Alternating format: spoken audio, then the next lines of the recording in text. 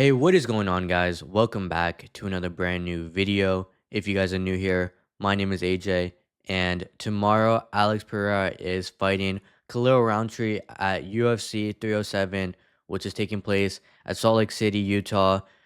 This is a very fun fight. Before I get into that, though, I want to look at the other cards that are happening in the prelims and the early prelims, see what's going on, take a look. Some interesting fights going on. We have Carla Esparza versus Pennington. Um, I'm a little surprised Esparza is in the early prelims as well as Ryan Spann. Um, I felt like these would be a little bigger fights. I think Ryan Spann's probably gonna take that one. I'm not too familiar with this fighter right here, but Pennington versus Esparza, I'll probably have Esparza winning. I think this is her last fight in the UFC. I think she is retiring after this fight. So yeah, that'd be a fun fight. Hopefully, she leaves with a win. Anyways, though, let's look at the prelims. I don't want to look too much into these. Some interesting fights. We have Alexander Hernandez, Marina Rodriguez, and Stephen Wonderboy Thompson versus Buckley. This fight is going to be pretty interesting. I think Buckley made a video saying he was upset that this is in the prelims and not in the main card. Nonetheless, I think this is going to be a very exciting featured prelim. I do think maybe Wonderboy is going to take this. I know Buckley will be a little bit of a challenge. Um, I know this fight will be interesting. I hope it is interesting. I like both of these fighters, but I think Wonderboy might take this one. But I do hope this fight lives up to the hype. Anyways, let's just jump right in to the main card. But starting off tonight for the main card, we have Caitlin versus Kayla Harrison. I believe that's how you pronounce Caitlin's first name. I haven't seen it spelled that way, so I might be wrong. Sorry if I am. But we have Caitlin versus Kayla Harrison. And I know Kayla is two-time gold champion in judo in the Olympics, and I know she was doing some training with Alex Pereira. I think I saw that. Um, but I know she is chasing the belt. I do think she might win this. It looks like the odds have her winning by quite a lot. She is minus 900. I don't have too much to say else about this fight. I do have Kayla winning, and yeah, let's just move on to the next one. We have Roman versus Kevin Holland. And I don't know why his photo wasn't showing, but now it is. One thing real quick, I didn't even notice this. We have a ranked number 2 versus ranked number 3. So it seems like whoever is probably going to win this fight is going to be fighting for the belt. So this is a pretty important fight for both of these ladies. And yeah, probably be interesting. I do have Kayla winning. Anyways, though, we have Roman versus Kevin Holland. I'm pretty excited about this fight. I always enjoy watching Kevin Holland fight. He is very exciting. I know he's trying to take this more seriously, which kind of means like less talking and stuff and getting the job done when he needs to. I do think he might win this one. I know this one's gonna be pretty hard. Roman's not that easy of an opponent at all. The odds have him winning, but I think this fight is gonna be a lot closer than what the odds have it here. Unless Kevin can keep that reach. He does have a lot longer reach, and maybe he can use that to his advantage. They are both coming off a win, but I do have Kevin walking away with another one. The next one we have Jose Aldo versus Mario Bautista, and this fight is ranked number 10 versus ranked number 11. I thought Jose Aldo retired, but I guess not. He's trying to chase gold again in the bantamweight division, and yeah, he's going on another run to get that belt, but he is fighting Mario Bautista tomorrow. They're both coming off of a win. Jose is a great fighter and a Hall of Famer, but I don't know who's going to walk away with this win. I do want to say Jose just because of who he is, but age does play a factor, and Mario seems like he's been winning all of his fights, and I don't think this fight is going to be that easy for Jose. He looks like he has a lot of submissions here in round one, which is very impressive.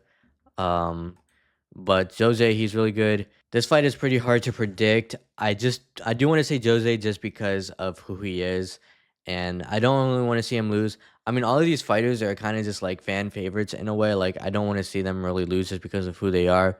But I'm going to have to choose more logistically. I might have to say Mario, Jose, the age and everything. I mean, you never know. A fight, anything can happen, but I do think the younger fighter is going to walk away with the win tomorrow night in this fight. The next fight is a championship fight in the women's bantamweight division. We have Rockwell Pennington versus Juliana Pena for the women's bantamweight title. This fight has kind of some drama to it. They were roommates in The Ultimate Fighter when they were both on it, and they had some drama back then. But they never fought, and I think they were supposed to fight in the Ultimate Fighter finals, and Pennington got injured, so Pena ended up winning the Ultimate Fighter that season, and they're finally fighting. This fight, I hope it's interesting. I hope it isn't boring. I think these two will be able to put on a good performance. I do think Pennington might just be a little bit better of a striker.